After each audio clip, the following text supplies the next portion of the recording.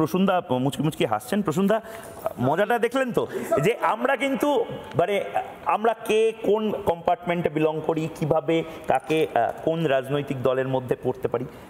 এখনো মানে আমি আমার নিজের লজ্জা লাগছে, কারণ বাংলাদেশের সবচেয়ে বেশি এটা আপনারও গর্ব হবে হয়তো, সবচেয়ে বেশি কোনো মিডিয়া প্ল্যাটফর্ম যেটা সবচেয়ে বেশি লোকে হাঁ করে দেখে এবং তাদের কাজ হয়তো কমে গেছে, সেটা হচ্ছে রিপাবলিক বাংলা। তারা বুঝতে পারছে, পাকিস্তানিরা বুঝতে পারছে না, কিন্তু পাকিস্তানিরা বুঝলেও এটা আমাদের মানে বোধহয় ভাবার সময় এসেছে যে আমরা একটা ডিবেট, সেই ডিবেটে আমরা আমাদের সংকীর্ণতার উপরে কিন্তু উঠতে পারলাম না। সময় প্রায় শেষ, আপনার লাস্ট 1 মিনিট সময়।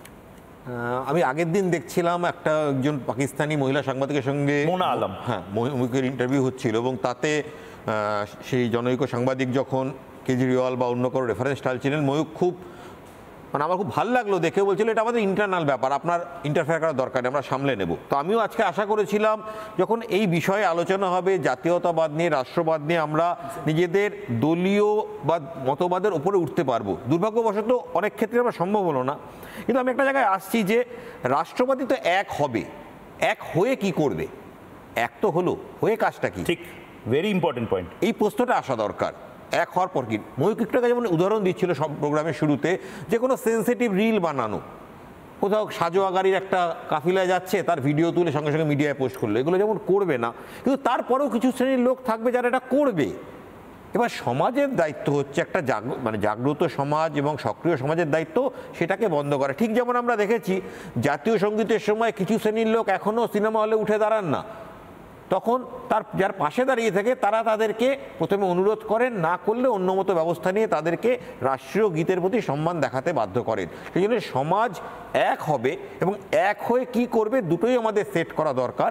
কারণ আমরা কি করব, আমাদের আচরণ, আমাদের নাগরিক হিসেবে আচরণই আমাদের এমন বার্তা দেবে বাইরে, শুধু পাকিস্তান বাংলাদেশকে নয়, আমি আরও বড় বৃহৎ স্বার্থে বলছি, গোটা পৃথিবীকে বার্তা দেবে। ট্রাম্পও হতে পারে, অন্য যে কেউ হতে পারে, যে বার্তা যাবে যে সেই আপৎকালে সমুৎপন্নে ভারতবাসীরা এক। এই জায়গাটা আমাদের মেনটেন করা দরকার আছে। এবং আমার একেবারে সময় শেষ, কিন্তু আবারও বলেছিলাম আমরা হয়তো সংকীর্ণতার উপরে উঠে, আবারও বলছি ভালোভাবে শুনুন, আমরা হয়তো সংকীর্ণতার ওপরে উঠে বৃহৎভাবে এই বিতর্কটা শেষ করতে পারলাম না।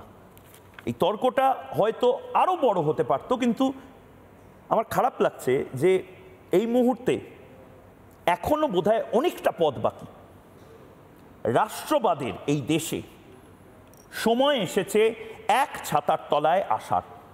হিন্দু, বৌদ্ধ, শিখ, জৈন, পারসিক, মুসলমান, খ্রিস্টানিদের এই দেশে এবার সময় এসেছে দেশের মধ্যে যারা থাকবে, দেশের পাসপোর্ট ব্যবহার করবে, দেশের খাবে, কিন্তু দেশের থালায় ফুটো করবে, তাদেরকে চেনার, তাদেরকে আইসোলেট করার, তাদেরকে একঘরে করে রাষ্ট্রবাদীদের একসাথে বলার ভারত মাতার জয়। একটা নানা ধরনের কন্টেন্ট দেখার জন্য লাইক করুন, শেয়ার করুন আমাদের ফেসবুক পেজ, সাবস্ক্রাইব করুন আমাদের ইউটিউব চ্যানেল। পাশাপাশি অন্যান্য ব্রেকিং নিউজের জন্য অবশ্যই চোখ রাখুন রিপাবলিক বাংলায়।